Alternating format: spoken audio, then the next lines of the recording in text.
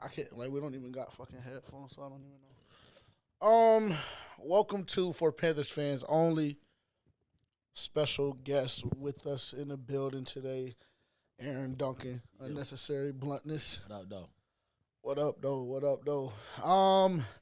Very tough loss last night. Very tough loss last night. 16-13. Is that correct? Correct.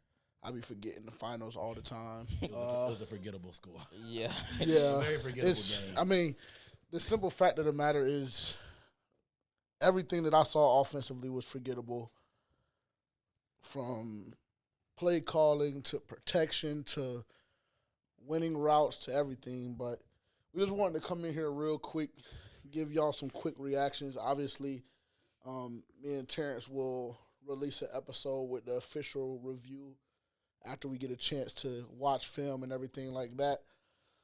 But, yeah, so how are y'all feeling? I will say, I'm going to go ahead and tell y'all right now, Duncan and Terrence, I mean, damn, they've been down bad as hell since last night. Yeah, shit is bad. But, so, yeah, how y'all feeling, man? Tell the people how y'all feeling, how y'all felt about the game, etc. Just shoot the shit, man. It's a safe space. You want me to go first? Or you want to go? You can go ahead. I mean, it hasn't been 24 hours, obviously, so it's still kind of fresh. But like, I mean, me and Terrence are kind of talking downstairs, just how like depressing. Like, bro, we was talking so much trash, bro. Like, we had good seats. We got on TV. Like, it was set up. It was on these Bears fans all night, bro. Like, and it wasn't even like on some front runner type stuff, bro. Like, we was really on it from jump, and it felt like, okay, yeah, this may be the one where, yeah, we do it, and if we do it, it's gonna be hell to pay for these fans, because just how good we was feeling in the moment. But once again, we get embarrassed by our team. What's new? Embarrassed, man, and it's not even embarrassing, just the loss, but it's just the nature of it, how we looked, how many opportunities were available. Despite how bad the players might have played, there were still opportunities that the coaching just they fell flat on their face. And you just compound that with bad penalties. I've talked about Clete Blakeman, but you add that with penalties, and this is just stuff that you can control. That like you can't control. Like, we're not gonna be able to add any more talent during the season. That's fine. But like the penalties, that's controllable. Making proper coach decisions and managing the game correctly is something that you can 100% control. Updating the route tree. Like, it's sad, man. And to get the biggest player of the game on offense from a guy, I can't even pronounce his last Stratton. The simple fact of the matter is we don't know who the fuck it is. Exactly. Like, and that's a problem. And it's just crazy, man. But I'll let Terrence have it, man. I'll have more to say later, but I'll let you go ahead and get your initial stuff in. I mean, these niggas legit had one job. I'm not gonna lie. They had one job against the 31st ranked defense in the NFL with a D2 college quarterback, with the mediocre, subpar defense, subpar offense. I mean, they legit had one job. Everything was shaped up for us to win the game.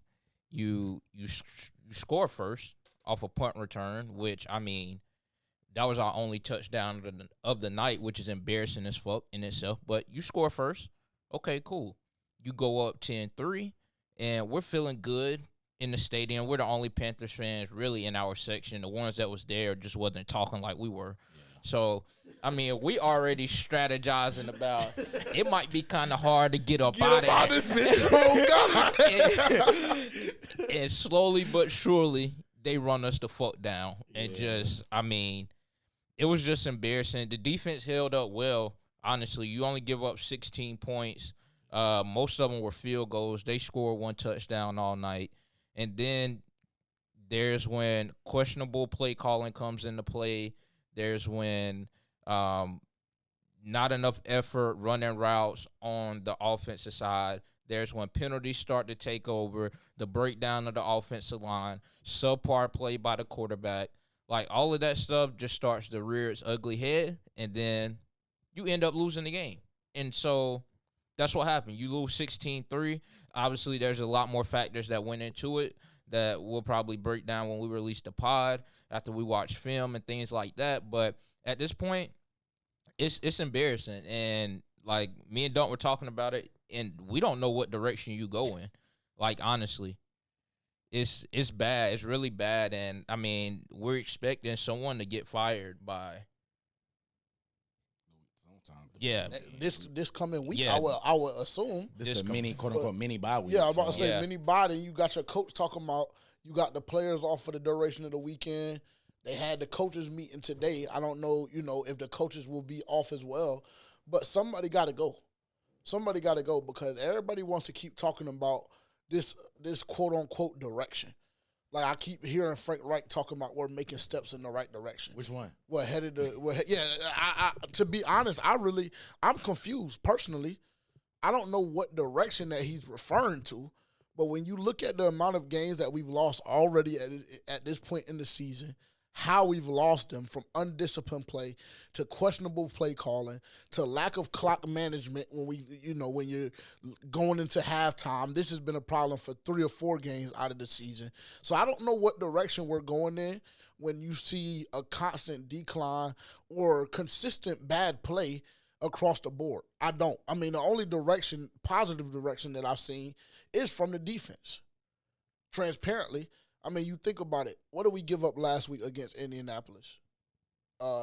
Realistically, defensively, the defense only gave up. The Bryce defense gave them literally 2 played touchdowns. They played good enough to win. They out. You I was only about to say- gave up 13 points, roughly, but Yeah. probably less than that because the other pick, I guess the last pick sealed the game, but Bryce gave him 14 points. So right. realistically, you might have gave up 13 points. It would have been a tie because we scored 13 and they got 27. So 2 of them touchdowns was given by the offense. by the pick 6, right? So, okay, cool. So you look at over the last 2 games, your defense has given up, 2 touchdowns, if I'm not mistaken? Yeah. You had the Jonathan Taylor swing pass, and then you had the Deontay Foreman 4-yard run. So defensively, we've given up two touchdowns and you can go in 2 back weeks. you can even go back to the Texans game. We gave up a quarterback. Yeah, I was about to say, if we want to go back further. I So- mean, so it's just like the direction that keeps being referred to is extremely frustrating and astonishing to me because I don't understand what direction is being referenced, honestly. Because when I look at it, and we've had this conversation off mic over the past 12, 13 hours, I don't know where this organization goes. I don't. You have no draft capital. You have a plethora of players up for a contract that are significant to the foundation of this team. Mm-hmm. We don't know if this is the coach that we want to go with as Bryce Young's coach. We ain't. Yeah, absolutely. we do know. Yeah. Right. We know. I don't know if Tepper knows. Right, and so even when we look at it a step further on that in that regard, cool, we let go of Frank Reich, and so we just pretty much just pissed away a year of our new franchise quarterback's career, where we gave him no protection, no real weapons, and then a brand new scheme translating from college to NFL, and now we're going to bring in another another head coach that will have different philosophies and ideas and things of that nature on how to approach offense.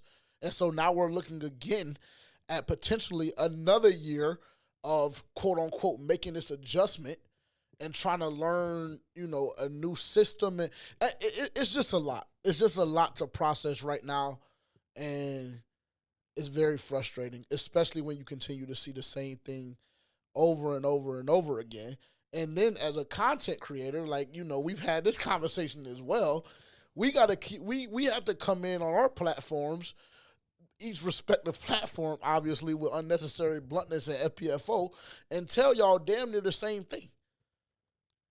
There's no direction. People still aren't winning routes. We get subpar play from the quarterback, bullshit play from fucking guys on the offensive line that, are veterans, and Bradley Bozeman and Moten. And just as a complete unit, it still looks like bullshit. He had a crucial penalty in the second half, I believe, with the false start. Yep. that hurt us. Where we were about to drive, we had good field position. Then once again, what Frank Reich has continued to say all throughout the year, and I will give him credit for this, when you're starting behind the sticks or when you get off track, shit just don't feel as good and ain't gonna go as planned. So it's nasty work. It's nasty work. I don't want to hog the shit, but it's frustrating. So I want y'all to cook. We know what direction we're going in. It ain't east, west, or north. This shit going south, bro. It's Absolutely. really that's the direction. Nasty work. That's literally the direction we going, bro. It's like it's and it's tough. And I don't even think our draft capital situation is as bad. Like it's just there's just no faith in the front office to even maximize the picks that we do have. Like, how good would you even feel about us drafting if we had a first round pick? Are we confident? Because Icky is struggling. Yeah, I was about to say, you top brought high up, picks we made struggling. Yeah, you made a good point when we were sitting in the lobby earlier, and I want you to dive into that a little bit because, you were saying, look, we got to start hitting on these second and third day, and then I guess as you started thinking about it more, you were like, shit, I mean, if you look at the way Icky is playing, the past couple first-round picks that we've had, with, of course, the exception of Bryce Young, because we don't know how that's going to play out, but those have looked questionable too with JC and Icky. So, I mean, to go further on to your point, I don't know. It's – and, I mean, we were talking about – I think it's just a philosophical, flawed process. Like, they talk about process. They talk about having all these checks and balances, this diversity of thought, all this collaborative approach, stuff being fluid and collaborative and stuff like that. It's a fundamental flaw. And David Tepper has to really own this, bro. Like, he literally does own it, but he has no choice. And I understand that we can blame Frank and blame Scott and stuff like that, but we've had multiple coaches, multiple GMs. The common denominator is David Tepper. And it just, we're stuck with him. We're stuck with him, and it just is what it is, man. Like, you just either gotta – you can't force him to sell a team unless something crazy happens. But it starts from the top, literally. It's a trickle-down effect. But you can't even get a president of football operations that's willing to work for him. Nobody wants to work for him. But that's exactly what we need. Somebody that's going to take the football stuff away from him. Somebody that he can trust. But nobody wants to work for him, and he act like he can't trust anybody. He got to have his hands on everything. And so it's just a philosophical, flawed system of how we're built as a franchise, man. Yeah. And what's nasty, Terrence, I'm going to let you go, but what's nasty is it's just coming from a guy who is admittedly, once again, not a football guy. I think we've said that 4 or 5 times. He said it too. Yeah, that's what I'm saying. No, 1,000%. And that's what's frustrating because he admitted and told us, I'm not a football guy. But every step of the way, him, and I'll even go a step further and say him and Nicole always have their fucking paws on what's going on from a football standpoint. Yeah, I mean, this shit is going in a bad direction, man. And like you were saying, you can't really do nothing to Dave Tepper because, I mean, he owns it. It's his shit. So whatever he says goes, really. And you can't do anything about that. But to hit on this, me and Dunk were talking about it earlier. Your QB is broken. He's a broken man right now. And I know a lot of people are going to feel a way about it, but I was telling JJ, like, he's a product of his environment. And as of right now, the Carolina Panthers are sitting at 1-8, and we're a sorry football team. This is not a good football team. And so when you have a not good football team and a guy who is a product of their environment, you have a quarterback who is also not good at this moment. And the way he looks in the press conferences, that shit can only hold up for so long. The quarterback is broken. And so now we have to find a way to get him back to the point that he was at when he first got into the building. And that's not going to happen this year because I don't know if we'll win another game this year, if I'm just being honest. Like, this was the one that you had to win. Like, those other games, I mean, if you can't beat the Bears, it's hard for me to see you beating those other teams. But, yeah, the QB is broken. And if we got to go in another direction, head coach-wise or offensive coordinator-wise, then it's going to take a little while. It's going to take a little while. So what you're about to get from Bryce, what you're about to get from this team as a whole, I mean, I would just say buckle the fuck up because it's not gonna look good. It only took 8 games for them to break this man. Well, he's not the biggest dude, obviously. So like being in the pocket is different. But he like some of the stuff that he's putting on tape is just literally not him. Literally not him. Like uncharacteristic type of Bryce stuff. Like this dude has some of the best pocket presence and poise that we saw in college, even at his small stature. He looks skittish in the pocket. He's supposed to be this good processor. He's not making the proper reads. He's not seeing these blitzes that they're bluffing and showing at times. Like this dude, they're really I won't even call it handcuffing. They're really taking away his fastball. He don't have a lot of fastball because he's not physically dominant. So like his brain being his biggest asset, y'all are doing almost doing irreparable damage to his mentality, his confidence, and just if his brain is his biggest asset, you have to protect his confidence at all costs because it's not like he has a rocket arm. He throws in anticipation, so he makes up for it. But, like, his biggest asset is what y'all are doing the most damage to 8 games into his career. And it seems like you can literally see him on the press conference in the podium looking shaky. He doesn't have the answers. He's always buttoned up and typically has at least the coaches speak type of answer. But he can't even get that no more. Yeah. And he's clearly frustrated. And it's sad to see this happening in real time, man. And we've seen it before with other franchises like Trevor. Trevor, he won in high school. He won in college, and then you get to the pros, and you just see the worst of the worst. So you just have to pray that we can either find somebody that can rewire that. Kind of the same thing with Tua. Tua was broken with Flores. They were winning games, but when your head coach and stuff aren't just in the same direction on the same page and the quarterback struggles, it's going to be tough. And so you're going to have to hope he survives this year. Health, obviously, but just brain and mentality-wise, that you're not turning this dude into Zach Wilson. I mean, who knows if Zach Wilson's actually good. Or you do stuff like Sam Darnold, where this dude's just permanently broken to the point that you can try to change coaches and whatever, and once you get to that point where there's no turning back, it's pretty much cooked. And you gave up too much to just let it go by that easy. So you really got to protect your investment, and they're not doing anything to do that. Yeah, and I just want to hit on one point there, and like the regression that we've seen from his play in college to now, like if you take a deeper look into it, it doesn't make sense because it's like obviously college is different from the NFL, but no one goes from that in college to just in a couple of games, they just look completely just damn near mentally unable to Defeated, perform. bro. Yeah, no, that's real. That's real. Because to me, if he hit the ground running, he was struggling off rip like he looks worse now than he did at the beginning of the season. Yeah, no, 1,000%, So and that's a just got problem. big reality check when he came to the league. Like, oh, this ain't Alabama no more. You can't dominate. Nah, he looked better before, and we're seeing that get unwound and unraveled. And there's no way that you can just chalk that up and be like, oh, he's always been that way. Yeah. It doesn't make sense. Let me ask y'all a question then, because I'm interested to get y'all's feedback because, obviously we all have difference in opinion and different viewpoints and things of that nature. If we all in this room agree that Frank Reich is not the direction in which we're going to go for the future, and maybe even Scott Fitterer, but just for the sake of the conversation, Frank Reich, and we're talking about this regression and the damage that's currently being done to Bryce Young as our future franchise quarterback, is there a point in this season where we potentially put him on the sideline?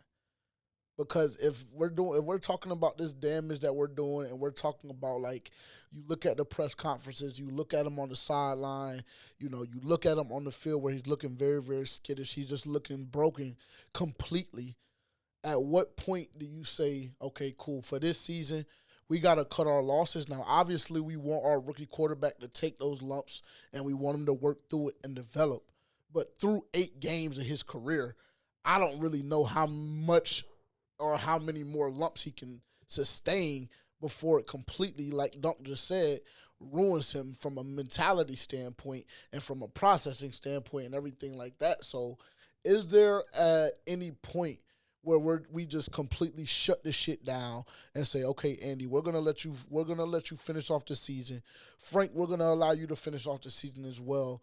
But next year we know that this is Bryce's team, obviously, and we're going to bring in somebody with a completely different, theory and idea on offense? Or do we just continue to let them ride it out and, continue to take the lumps, potentially risking physical and mental damage, which in turn would, shorten his career? But what are you guys' thoughts about that? Because for me personally, I mean, the conversation has to be had, bro, because, you have Dallas coming up this week, and I mean, what I believe Micah is going to do to this offensive line, it damn near almost lands him in hell for the rest of his life, because the abuse that I believe he's going to bestow upon this team is going to be outrageous. So you look at Dallas and then Tennessee. Okay, it's a winnable game, but then the rest of the games, divisional, Green Bay, and then you got to go see Jacksonville as well. I don't know if I want Bryce to live through that. And y'all know, both of y'all know, that I'm not the biggest Bryce guy. But like Dunk said yesterday, it's your guy, because you're a Panthers fan at the end of the day, so it is my guy. So at some point, I got to say, fuck, I mean, we got to protect the kid at some point. Does that point come for you guys in this season? And if it does, when does that happen? What has to happen for you guys to say, fuck this shit, pull him? It would have to be an injury, in my opinion. I think you just got to let him ride it out. We've seen plenty of quarterbacks that have been through these struggles. You just got to hope that the other side, I think he's built the right way. I think mentally he has the right mentality to, like, get it fixed, or, like, if the proper coaching or circumstances comes back around, he can get it right. I don't think he's mentally weak, which is why it's so devastating to see him in the condition that he is. Like, just knowing how he was raised, how his parents are, and just, like, seeing the QB1 stuff and, like, just how he's been, it's a shock to your system. It took Cam a while to get not used to losing. You don't want to never get used to losing, but to realize that, to take what certain things from losses and build on that and do whatever.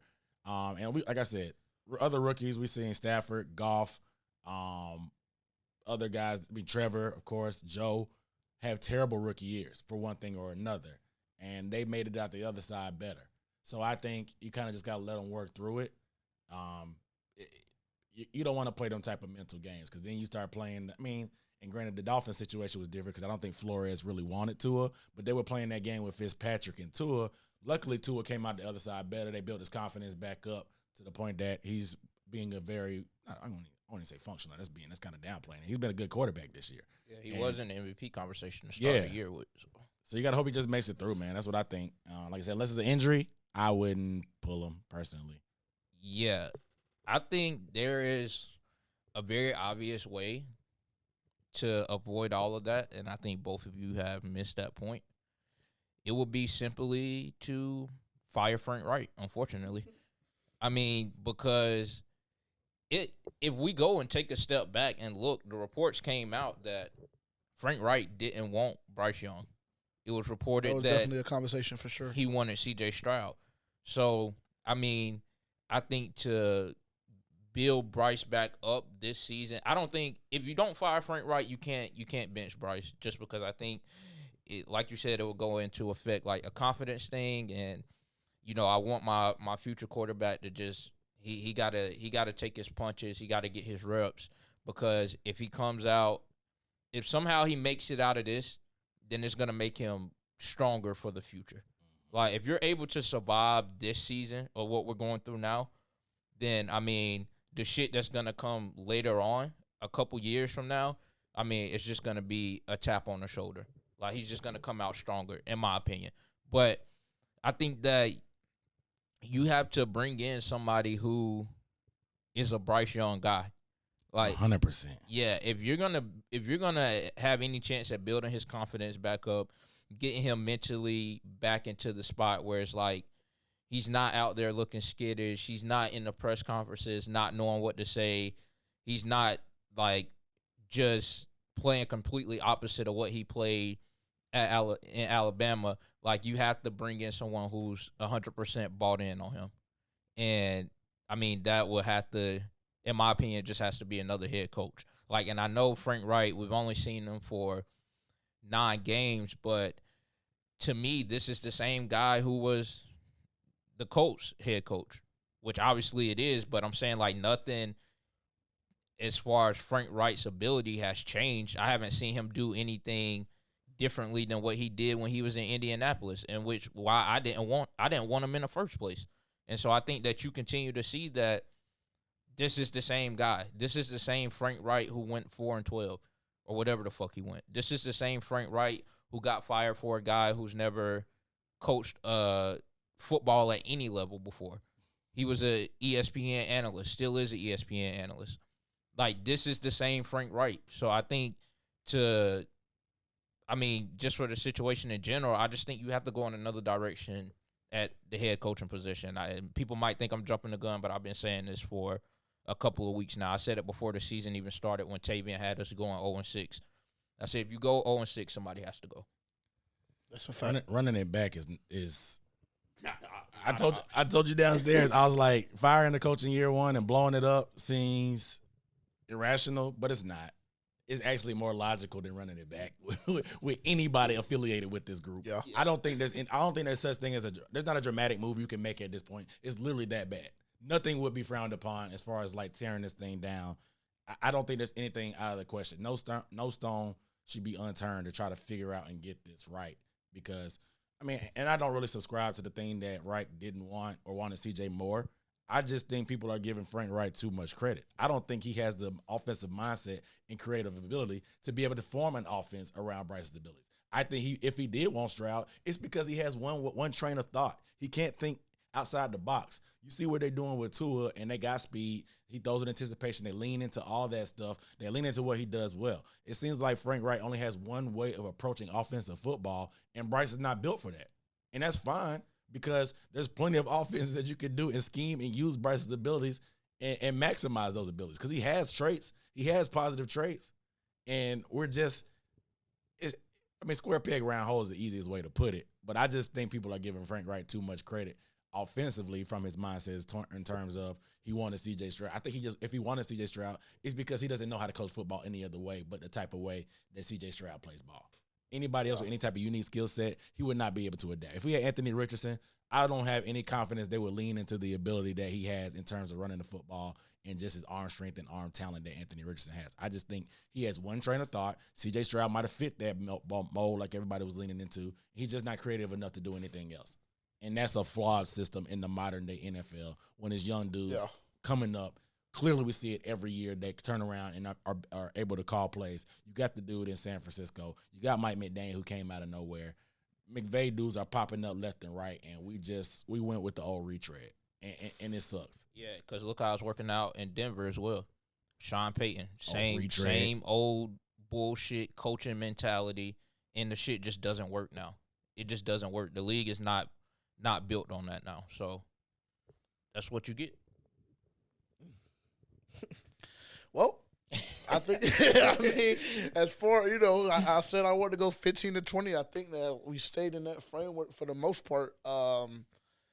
Just wanted to come on here and just give you guys some quick reactions. Obviously, we made the trip. We made the trip together, and me and Dunk we talked about doing some content, and so we wanted to make sure that we were able to get some stuff out. I will say, if you're looking for a vacation spot, downtown Chicago, I don't know nothing else about no other part of Chicago, but downtown Chicago is a beautiful place. A lot of motion going on, and highly recommend. It's cold. It is a little chilly. It is a little chilly, so it ain't no southern chilly neither. So if you're in North Carolina, South Carolina, wherever you're at, and you're used to being a southern cold, it ain't the same. It ain't the same. Yeah, that have wind your is a little jacket for different. sure. Yeah. If your jacket ain't got a hood on it, good luck. Good luck. The wind is biting. For sure. But yeah, man, it's unfortunately it's a very, very tough time to be a Carolina Panthers fan, enthusiast, supporter, or whatever you want to say. And right now there's really no direction in which I see we're headed that's positive, and I don't know how long it takes to turn this thing around, but I think that we're in a terrible position. Yeah, and I just want to say one more thing. Hey, man, y'all really support y'all content creators who are creating content for teams as bad as the Carolina Panthers. That's because facts. I don't even think y'all, not to like pat us on the back or like say anything extravagant about us, but I mean honestly, we come to the games, spend the money to watch the games, then we have to deal with the loss like we dealt with last night. That shit mellows on our mind for a little bit. And then Facts. we have to go back and watch the film on the shit again. And then we have to build ourselves up to talk about this shit and put it out for y'all. So, I mean, this shit is a challenging a challenging job, so to speak. So, yeah, but we still appreciate y'all for tuning in and stuff like that, continuing to stream our content and things like that. But 100%. like I said, this shit is tough. God. And Plug yourself, dog. yeah, I mean, just piggybacking, unnecessary bluntness, man. It's tough, dude. I don't even know right now, man. Like it's. I'm not gonna go too deep, I guess. It's just the long term prospects of trying to talk about this team because the mistakes are the same. It doesn't matter who's the coach. It doesn't matter who's the quarterback. It doesn't matter who's the GM. It's the same, man. It feels like a curse. And I mean, unfortunately, I guess it is unfortunate. This is our favorite team, so we kind of enjoy it, but at the same time, it ain't fun, if that makes sense. To talk about it after losses, would definitely like to break down wins more. And shout out to UB Sports Talk on YouTube. Guys, check it out. I try my best to be optimistic, but I'm broke. I'm about as broken as Bryce at this point, man, to be honest. And that was before I even seen his press conference. I had put it out that I was broke. Oh God! I put all my chips. I put all my chips on the table for this trip, bro. Well, we were still in the damn seat. Bro. Dunk said, they broke me, man. Bro, I said, God this is the damn. best seats I've ever sat in my life. Oh, God, me too. We were on their heads the whole game on these fans, bro. Like Terrence said, it was Panthers fans there that we couldn't even. I mean, it was a couple we were pointing around to and stuff, but they wasn't even getting excited at the game. But Facts. we put the team on our back on the road, and this is how they do. They embarrass us, man. They don't put it on national television, so they embarrass us in front of our friends and family. So it's tough to get behind this team, man. Like I said, we appreciate y'all support out there. And I can't say nothing else. It's just like, but you just gotta search for words. Like the shit is just. I mean, it's tough. It's tough. And Terrence, I'm glad that that you said that because it speaks to y'all as well for continuing to tune in and continuing to support. I know there's a lot of people that tune in week and week out. Everything that we do, Instagram, YouTube, TikTok, whatever it is.